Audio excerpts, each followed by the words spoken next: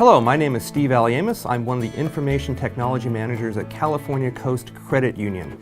Our job in information technology is to keep our members' data secure and also help educate our employees about how to do just that, keep our members' data secure. Today we'll be talking about cybersecurity and what you can do from a home perspective to keep your home and your family safe from cybersecurity threats. So today we'll be talking a little bit about cybersecurity, some of the basics. We'll go into some of the considerations that you need to take care of while you're at home. We'll be talking about password management, and finally we'll test your knowledge with a cybersecurity quiz. So let's talk about cybersecurity basics, really cybersecurity 101. So we need to make sure that you educate employees and your family about cybersecurity topics. Make sure you understand what your children, what your employees, what your family members are doing on the internet. So as parents, we need to set clear rules about our family's use of the internet, making sure that we understand what they're doing. For smaller children, make sure that they're using the internet in an open area. Don't let them go to their room with a closed door. Also, beware of social engineering. This is where you'll receive an email or you'll receive some sort of a link that looks almost too good to be true. You've won a contest, there's a package at your front door.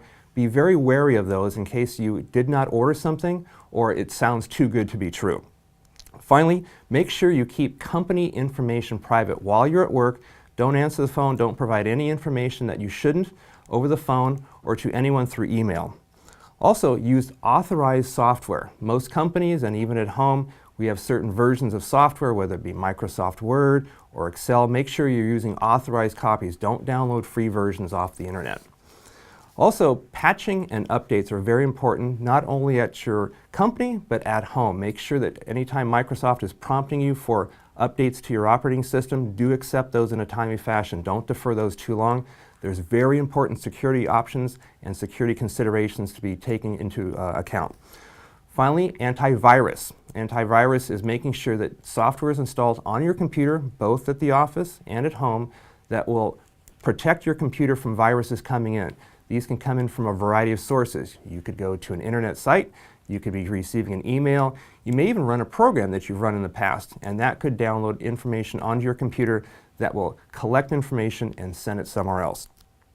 Password management, this goes without saying. We've had a lot of our members calling up saying, hey, we forgot our password. We're happy to take those calls. What we really want to make sure though is members and your family is changing their password very frequently. So we've asked a number of people in our own company, when's the last time you changed your online banking password? And we were very surprised to see that it was sometimes weeks, sometimes months. Make sure you're changing your passwords on a regular basis and make them complex. Don't make it a very simple or easy to use password. Wi-Fi. Now we've seen Wi-Fi, we go to Starbucks, we go to various places, we see free Wi-Fi.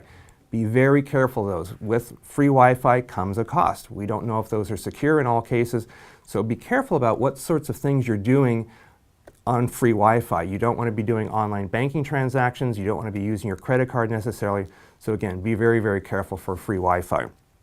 And we have a new thing that's come out, it's called Internet of Things, or IoT. Everything you buy today comes with some sort of an internet link. So for example, you can go now to Best Buy, you can buy a refrigerator that has an internet link. You can buy a doorbell that also has some sort of connection to your Wi-Fi. Be very, very careful of these. We want to make sure you change the default password and be aware that hackers can come in, and they're not just hacking your computer now. They can hack your doorbells, they can hack your refrigerators and get information that you may have put in there, which could be vacation plans, and they'll know when you're away from your home. And then finally, the biggest threat that we're seeing within the organization that we're at is electronic mail. So we have a lot of phishing attempts. Now, phishing is a fake email coming in. It looks very real. It could look like it's from FedEx. It could look like it's from your financial institutions, and it's asking you to click on a link. Please don't click on those links if you're at all suspicious. Delete those emails right away. And if you're at a company, contact your information technology department. If you're at home, just delete those mails and never open them again. So let's talk a little bit now about some of the devices that you can buy out there. So we just had the example about the refrigerator. We're also seeing things like light bulbs now. Light bulbs actually now have microphones in them. You can talk to them and you can say, dim the lights, turn to red. Those again can be hacked. So again, make sure you're changing your default passwords and really consider, do you need to have a light bulb that has a microphone built in? With technology comes a cost, and make sure that you're doing absolute secure sorts of things in your home and at your business. And one other thing, not really related to cybersecurity at all, but is mail. As you're getting ready to send out an outgoing letter, it is a bill, for example, that you're trying to pay. Realize that on that bill may have your account number, it has personal information, so when you're mailing things, put it in a secure receptacle. Don't just leave it at your home and let the mailman pick it up. Put those in a mailbox. We've had cases where our own members feel like they might have had information taken from them from their own mailbox. And then one other thing we also wanted to talk about was password management. So there is actually a couple of websites out there that list the default password for every piece of electronic equipment that has ever been produced. And these are very, very scary websites. So this means you should go home today and make sure that you have changed the password on your router at home, change the password on your Wi-Fi, change the password on anything that you have that's electronic, and make sure you're changing it on a regular basis if it's still the default password. There's websites out there where the bad guys can go to and find out this information and potentially get information from your home. Also, make sure you have a complex password. Many companies, including California Coast Credit Union, has gone to 14 and 15 character passwords. Those can be very, very hard to remember. So what we're asking our members to do the same sort of thing we have, get a complex password, but take two smaller passwords and stick them together. That usually is a bit easier way for you to remember it, so you're not writing it down or you're putting it on a Post-it note. And be sure to change your passwords on a regular basis. Online banking passwords should be changed at least every 30 days, all of the passwords at least every 90 days. All right, so let's go into a cybersecurity quiz. And so this will test your knowledge not only of what we've talked about today, but your knowledge overall. So a friend of the family comes over, and they're going to be staying for a couple of days. And so you see them take out their laptop, you see them take out their cell phone, and they say, "Oh, can I have the password for your Wi-Fi at your home?" And you're a little bit nervous. What do you say? So you don't want to be a bad host and say, "No, sorry, you can't use my Wi-Fi." But the right answer for this one is to set up a guest password at home. So that way you can give out that password to guests who are coming over, your son's soccer team that might be visiting, or even some family members that might be using the internet on an occasional basis. Okay, next question. I have a new cell phone. It now has a fingerprint reader on it. So am I completely secure when I do online banking transactions? Well, the answer to that is no, because on online banking transactions, you're not using your fingerprint. What you're doing is typing in account numbers. So again, don't let your phone number, your phone, be something you feel is secure because of a thumbprint.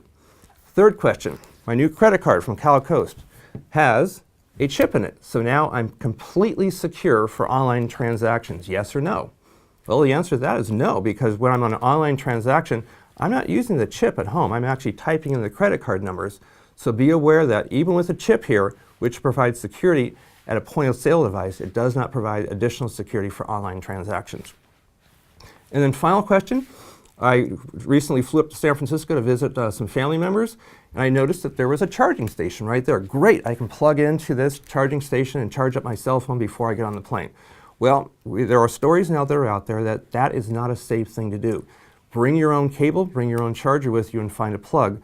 There have been cases where we've had people who have been hacking into these charging stations and actually can take information from your cell phone while you're at an airport. Thank you for joining us today. For more information, please contact us at 877-495-1600 or visit our website at calcoastcu.org. Thank you very much for joining in, and this is for your best interest.